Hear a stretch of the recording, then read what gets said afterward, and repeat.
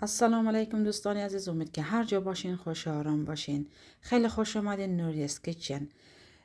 خیلی دیر شده که من ویدیوی جدید ویلاگ آشپزی نذاشتم و دلیلی که کمی مشکلاتی بود، فکر ذهنی، به خاطر همو نتونستم. الان در خدمت شما عزیزان هستم. تشکر از اینکه ویدیوهای مرا سعی منین در دوستای خودم معرفی کنید. ممنون میشم. تشکر. اینجا که میبینید 4 تا تخم مرغ بود و یک پیاله بوره بوده. اینا رو با هم قاطی داخل یک ظرف انداختم و با هم به هم زن برقی به هم میزنم تا که کاملا یک مواد سفید و کاملا سبک دست بیاید. و بعدش اینجا یک قاشق ونیل و کمی هم نمک بود ما اضافه کردم. و اینجا یک سوم پیاله روغن و یک سومیشم شیر و یک سومیشم ماست بود که در کل یک لیوان شد.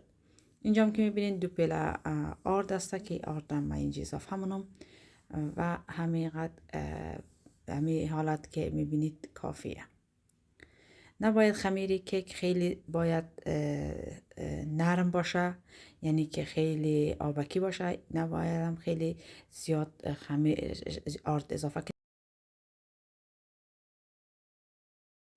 همین حالت که رسید خیلی خوبه. من داخل از فرمی که قبلا آماده کرده بودم داخل از اضافه کردم و یک مقدارش هم نگه داشتم به خاطر که میخوایم پودر کاکائو اضافه کنم. مدل دیزاینی که دخترم انتخاب کرده باید کاکائویی باشه، بخاطر همین میخواستم یک مقدار داخلش هم کاکائویی باشه داخل همین خمیر کیک. اینم همینطور اضافه کردم و به هم میزنم کمی با به هم زن برقی که کاملا شکلاتا یک دست چنه. اینم در روی همین خمیر اضافه منم. این کاملا دل بخواهیه که بخوای اضافه کنی یا نه. بعد با همین لیسکی که در دست میاد کمی به هم میزنم که دم هوایی که داخل کیک است کاملا خارج شده. و دیدین که من داخل فر گذاشتم. فرم از قبل گرم کردم در 150 گرادر و دیدین که کیکم آماده شده. همین رنگش همین رقم درست است. اینجا من خامه را دارم. خامه را از ایکا مکسی یا ایکا میتونید تهیه کنی، مخصوص برای کیک است. ما یک لیوان شکر است که نصفش در یک از قوطی خامه اضافه کنم و نصفش هم در قوطی بعدی و هر کدامش هم جداگانه در ظرف به هم میزنم. بعد خامه را نباید خیلی زیاد به هم دیگه، اما که صرف شد کافیه، به خاطر که در روغن تبدیل میشه که زیاد به هم دیگه. همین رقم که میبینید که از کاسه نمیرزه کاملا درست است. بعد داخل یخچالش دم کیک اینجا گذاشتم که کاملا خنک شه. باقلای کیک اگه میبینید کم کم میکنده شده، به خاطر که اگه دقت کرده باشین در فرمش همین کاغذ چیز کیک در دورای کیک خورده چسبیده بود، بخاطر همون بعضی جاهایش کمی در کاغذ چسبیده بود، ولی بقیهش خیلی خوب عالی درمده. الان با همین چاقوی اره‌ای که ما دارم اینا را از وسط چه نصف منم کیک که داخلش خامه بندازم. بعضی هم که وقتی کیک نصف منن در شیر اضافه منن یک مقداری که بدن می خامه داخل خورده کیک نرم باید و خیلی چیز شنم. ولی من یک روز قبلش اینا را آماده منم همین کیک را و 24 ساعت تقریبا وقت داریم که کاملا خامه در خورده نانی کیک بره. هیچ نیاز دو نیه. بعضی دوست دارن که موز اضافه کنم، من موز به شایم دوست ندارم و همین دلیل اضافه نمونم. اینجا که میبینید من همین دیگه گذاشتم و اوجش هم اضافه کردم و کاسای شیشه ایرم داخلش گذاشتم، به خاطر که این شکلات را میخوایم که او کنم. یک دانه شکلات سفیده و یک دانه و شکلات قهوه‌ای است که میخوایم در روی کیک اضافه کنم، به خاطر همین باید اول اوشنن. نمیتونه که حرارت مستقیم داخل دیگ بندازی کار کنی. امکان داره که بسوزه. به خود بهترین روش همیه که در حرارت او اینا را نرم شنه که شکلاتا. و در آخر هم یک کمی ما روغن در هر دوش اضافه منم. کمی کم که خنک شد بعد در روی کیک اضافه منم.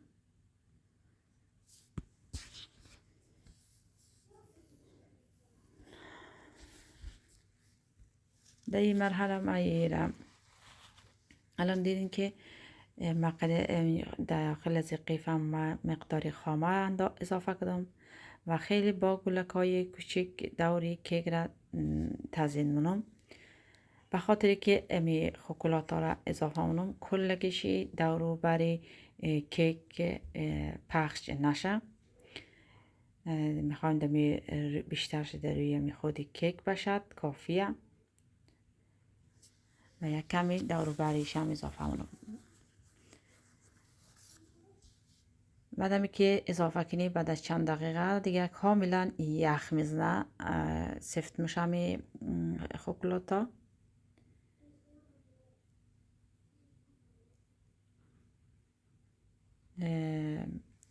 شکلات قهوه‌ای که بوده خیلی با نگینای کوچیک کوچیک که بوده خیلی زودتر نرم میشه. نظر دویش انتخاب کردم تا ببینم که تفاوت زینا چی هسته. به خاطر همو قهوه‌ای که هسته از ببینین خیلی بهتر هسته. دیدید که ما اینا رو در دو تقسیم در نصف کردم، نمیشه یک طرف نمیشه یک طرف اضافه کردم و کمی از شکلات های سفیدم بله شکلات های قهوه‌ای هم اضافه کردم و دورو برش هم همینطور. الان اما روی چیزم که ایرا اضافه کردم خیلی قشنگ اینجا نوشته کردم آتنا گراتیس که یک دانه تیشی را یاد میفته، یعنی هیچ متوجه نشدیم. دختر ما میبینید که کریزما کمک کنه حتی او هم متوجه نشد که یک دانه تیزی کم است. بعدا دیدیم دیگه ما شکلات نداشتیم که او را اضافه میکردم. شما در بزرگی خوب ببخشین. دخترم که راضی بود خیر اشکال نداره مامان. بعد همینطور که از این شکلات های آماده که هست بچه ها بیشترش با شیر مهره خیلی دوست دارن.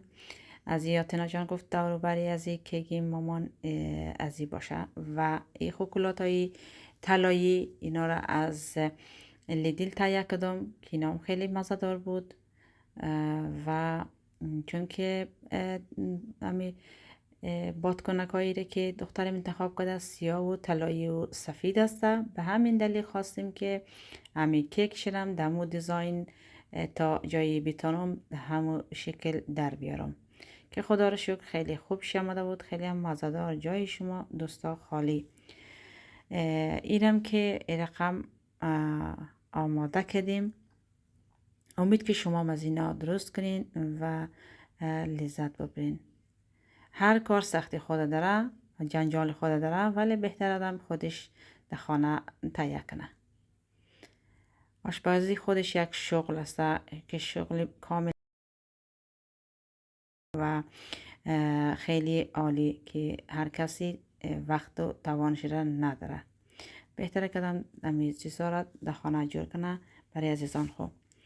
اینجا دیدیم با می خامه ما دورو بری کیک را کلک های اضافه کردم و اینجا مقداری از میوه تهیه کردم و یوتگوبر برای بچه ها کمی پفک و چیپس هم اضافه کردم، چرا که چند تا دوستایی که از مهدی کودک با تینا جان در مدرسه رفتن اونا را دعوت کردم.